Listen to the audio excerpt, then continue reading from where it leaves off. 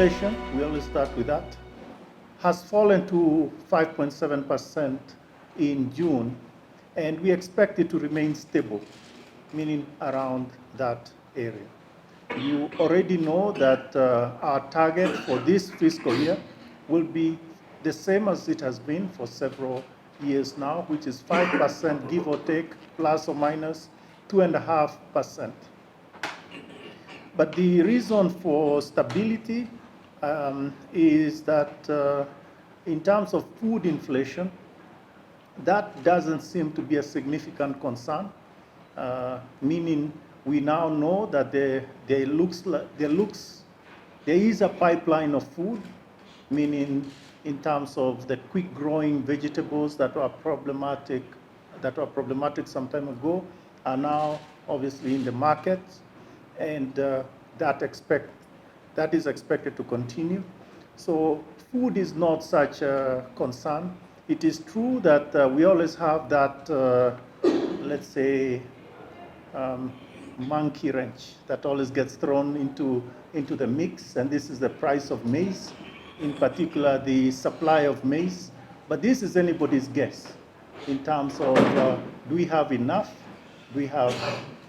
Because the reports we are getting obviously are thoroughly conflicting, but I think the point here is that so far that doesn't seem to be a concern. Importantly, looking forward, there will be mechanisms, or there can be mechanisms to deal with it if indeed it becomes a problem. But at this point, there's no source for concern. That is food. Energy prices. We know that this is also another one that we get a lot of volatility. And now, there are all these international tensions. Now we are talking about the Persian Gulf area, Iran, and those other countries around that, Saudi and so forth. But I think the point here is that the prices don't seem, at this moment, looking ahead, they don't seem to be, let's say, on an upward trend. Then, of course, one would talk about electricity prices and things like that. And here we are comforted by the fact that there is now an increase in the proportion of energy that is being generated from, let's say, more sustainable sources, and in particular wind, geothermal, and so forth. So I think the point here is, in terms of fuel and energy, there is obviously some concern, but those concerns don't seem to be, MPC did not see these concerns as significant, but rather something to keep in mind and to monitor going forward. Then, as you all know, there was the excise tax, an adjustment on the excise taxes, which is to keep it in line with inflation. That is, and the adjustment was done on various products on July 1st, on July 1. And this was also factored into the numbers, projections. And so we expect that for the first time, that impact will be on the July numbers that will be coming out next week. But still, this didn't seem to be a significant, let's say, source of concern. We, by the way, have had similar adjustments in the past. Since the first time we had this adjustment was in 2015, actually November of 2015. But I think the point here is that we factored all those things into the assessment that we expect the inflation to remain stable around where it is now. Now, there's a final factor which may be in some people's minds, which is the impact of the demonetization. Governor, will this have a negative effect on inflation? I'll deal with it later in detail, but I think the answer that the MPC had is no. This is not something that we should be concerned about. So, all things considered, inflation is expected to remain stable and well within the band. Overall GDP growth, there was this is the first time that we have met with having the Q1 data, Q1 of this year, 2019, data available to us. And I think you probably have already analyzed this yourselves and noted that actually Q1 data, agriculture was much stronger than we were expecting.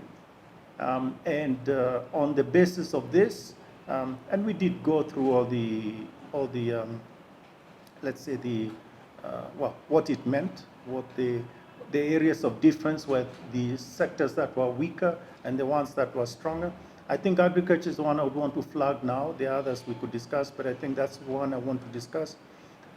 We've also looked at the indicators since actually April to date, since April, that is Q2, beginning of Q2 to date. And basically we've noted some interesting factors, for instance, some interesting sort of indicators or indications or directions that the economy is moving towards. And the first of this is huge growth in some of the intermediate goods, which shows that there is the final goods, there would be sort of significant, let's say, production or output of the final goods. But again, these are indicators, and for every one of them, one needs to understand why it is actually a positive indicator as opposed to maybe indicating a shift in composition or other elements that may be taking place in the economy, other changes. Bottom line is 2019, we expect growth to remain strong. I think last time, 2 months ago when we chatted, when we met here, we did talk about waiting to do a better assessment of our projection. And the better assessment now is that we actually believe that growth in 2019 will be stronger. We are projecting 6% as a sort of let's say baseline, but with significant upside potential or upside risk. So it can be stronger than 6%, but I think at this moment we are okay with the 6%, which may very well end up becoming more conservative than maybe other indicators would, or the outcome would be. But again, this is something we'll continue revising as we get more data. Yeah, one of the interesting things that we could talk about is, and this is one of the, let's say, the upside to the GDP growth that we just now mentioned, is the SMEs. We've talked about SMEs before and told you how the implication, the impact of the SME sector in terms of GDP, in terms of employment, in terms of incomes, in terms of livelihood. And we've made the point that this is significant. We need to focus on it. It may be a not so tidy sector, but in terms of economic dynamism, this definitely is a significant sector that needs to be strengthened. Well, as you know, recently, as we came to the end of February of financial year, the financial year that ended at the end of June, there are two things that were significant and actually had strong implications on the SMEs. The first is the payment of pending bills by the central government, i.e. the national government, and also the counties, the county governments. There are also other private sector entities that also ended up paying pending bills in this area. But I think the focus then was the pending bills that the government, national and counties had, and I think we all remember there was all this pressure, and really beginning with the smallest pending bills, meaning there was a sense that instead of, you could think of a large entity, contractor, that has a huge pending bill, and then you sort of say, okay, this is what needs to be paid. The idea was to begin at the bottom of the pyramid, and then meaning those small SMEs, those small suppliers, cover all those. And frankly, between this and the second element, which is the release of consolidated cargo, in the at the ports. There was effort to do that. We actually noted as the MPC first that the noise level from SMEs had come down. This is interesting, just in 1 month. And also there was a sense that, yes, the SMEs were getting some life support in that sense, right? Because they are getting their pending bills. So in that sense, they can then begin to deal with their issues, repay whatever they needed to repay, and so forth. I hasten to add that this is not mission accomplished on the SMEs. We are just saying this is a start. And that start, whatever it is, it shows that actually the SME sector can actually turn on a dime, can actually recover quite quickly. And I think these are things that we may want to investigate and dig deeper. I mean, we are journalists after all, and we also as economists need to investigate and see how to strengthen, how to continue to strengthen in a sustainable way the SME sector. Of course, there are the tools, other instruments that are coming or that have been put there. For instance, we've talked about lending, but it isn't just lending, it's lending plus. But I think I will stop there in terms of the SME sector. The external sector has continued to strengthen. So you think about it in the context of the current account deficit. And this actually, we've always been projecting a narrowing of the current account.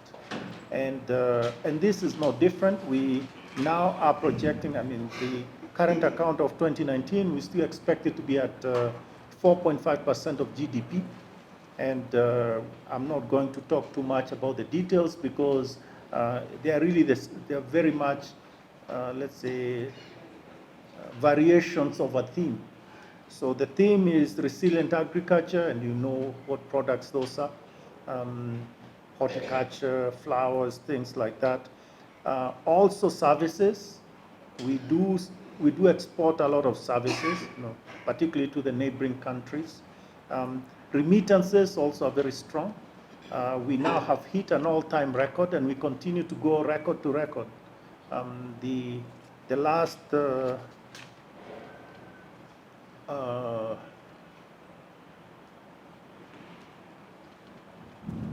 had the number here somewhere.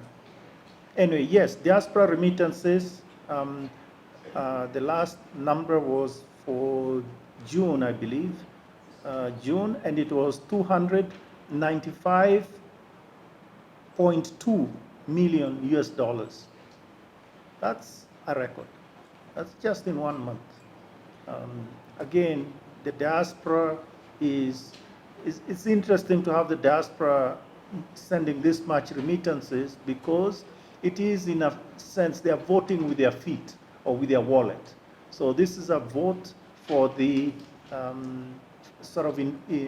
they are voting that they are optimistic about the Kenyan economy. So voting with their wallet in terms of optimism in the Kenyan economy, the prospects of the Kenyan economy. And of course, there are other things. It isn't just money that is being sent to support the family.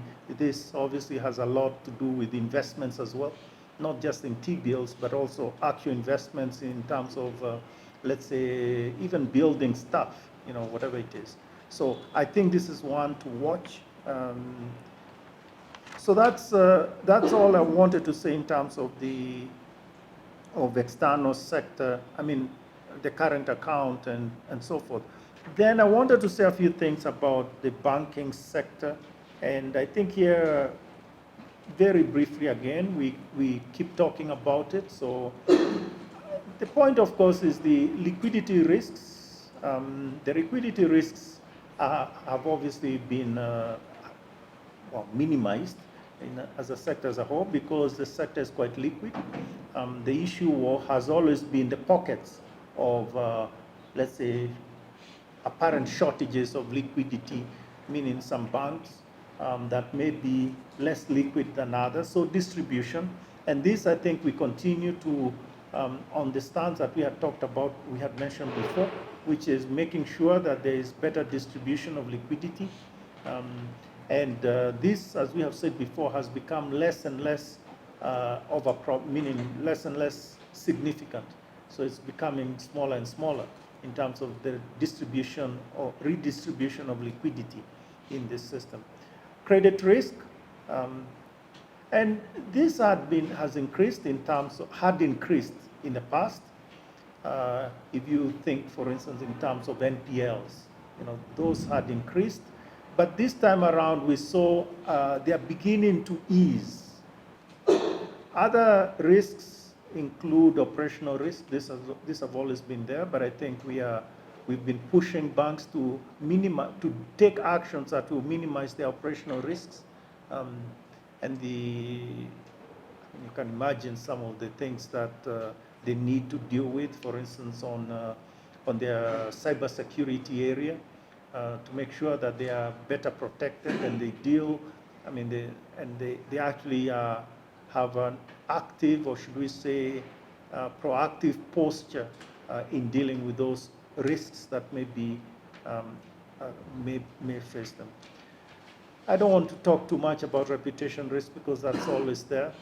It means things related to, for instance, AML, CFT issues that the bank may be involved in and so forth. So, but this is, at least just in terms of definition or labeling, yes, that is there. But any bank needs to deal with all of them. You cannot say it is AML, CFT, therefore let's leave it aside. No, it is part of the operation, including when you deal with customers and so forth. Also, the survey showed very strong optimism in the Kenyan economy in terms of economic growth prospects, and all of them were around 90%.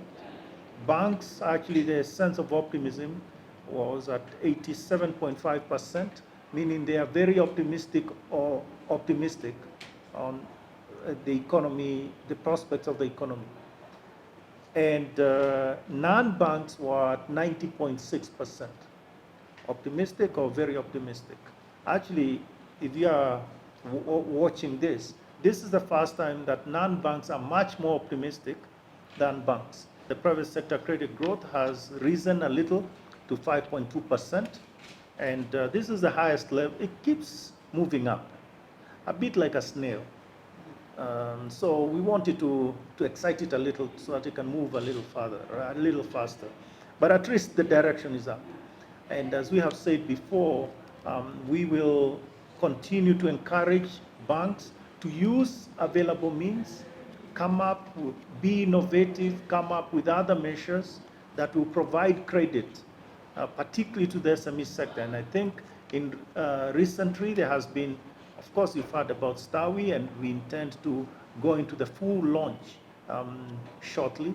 But I think there has been other products that commercial banks on their own have actually, let's say, begun or initiated and begun to use. There's one that I think it's kind of interesting, which is by, I think it's Stanbic, and this is the Dare to Achieve, and Dare to do what? So it is Dare to Achieve, and anyway, whatever it is, it's DADA. That is the acronym. Even as we introduce the new notes, we are, in a sense, withdrawing the old notes, and in particular the 1,000, right? So in a sense, it is a simple operation of changing things, including even the other ones, meaning when they run out of life, when they become completely, think for instance the 50, which seems to be the dirtiest. Of course, we are going to withdraw those 50s, right? Some of you have been putting them on Twitter. A 50 that has sellotape all over it. And you wonder, is it a 50 or is it sellotape?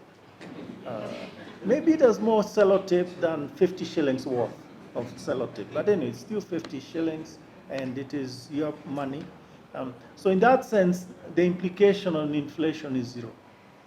As a matter of fact, the point, if you want to be technical, the point of money chasing or more money chasing few goods, the point is that we will not increase our monetary base. If anything, with demonetization, we will reduce our monetary base to the extent that there are all these currency outside banks that will become worthless, will become paper on October 1. So I think we need to be well comforted that that is not a concern that you should be worried about. Another question that has come up is with regard to the availability of new notes. Yes, Governor, thank you very much for the new notes, but my ATM is spewing old notes, the old 1,000. Now, the answer to that is, actually, when we launched the notes, we didn't go full blast. What we did is to put out some so that people can actually begin to get accustomed to them. Kionjo, right? So to get a taste of the new notes and how they look, how they feel. Wallace tells me that we also like smelling the notes. That's fine. So that was the thing. But however, from last week and really into this week and going forward, we have been putting out only new 1,000s, the new generation 1,000s. That's what we've been putting out to the banks. And they, in turn, have been feeding the ATMs with the new generation currency 1,000s. So maybe today, the expectation is by the end of this week, virtually, I should say, most of the ATMs around the country, mark you, around the country, will be dispensing new 1,000 shilling notes.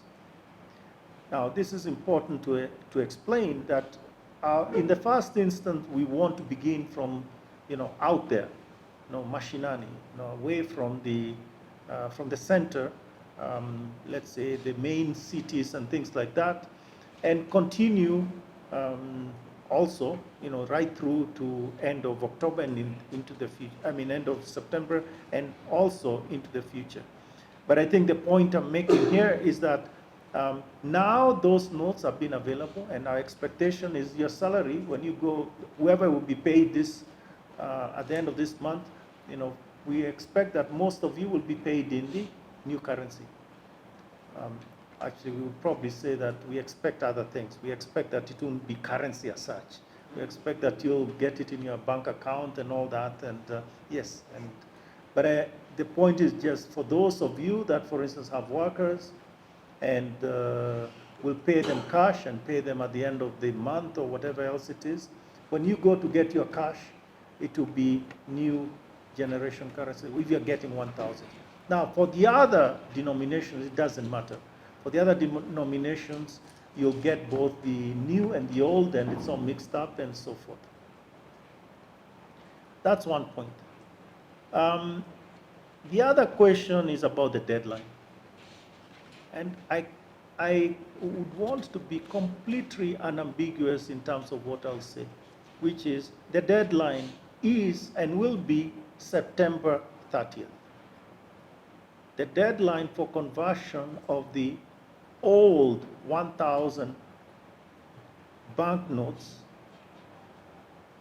which are still legal tender, the deadline is September 30th. So if on October 1, you are holding 1,000 of the old 1,000, then that is worth just paper.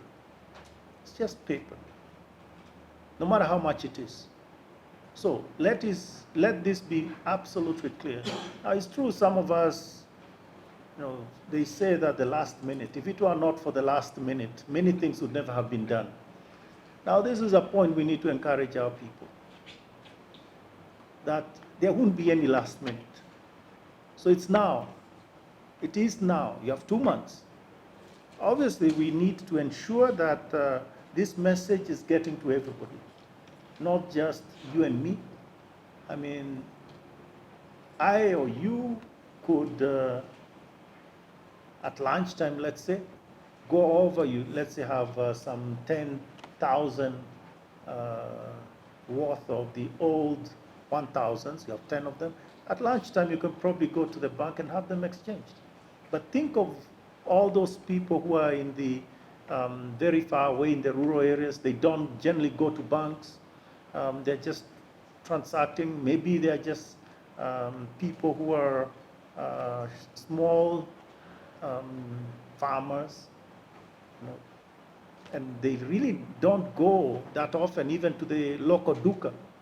There's a little kiosk maybe a kilometer from where they live, and beyond that, nothing. Meaning they don't go to the big duka or the metropolis, the larger metropolis.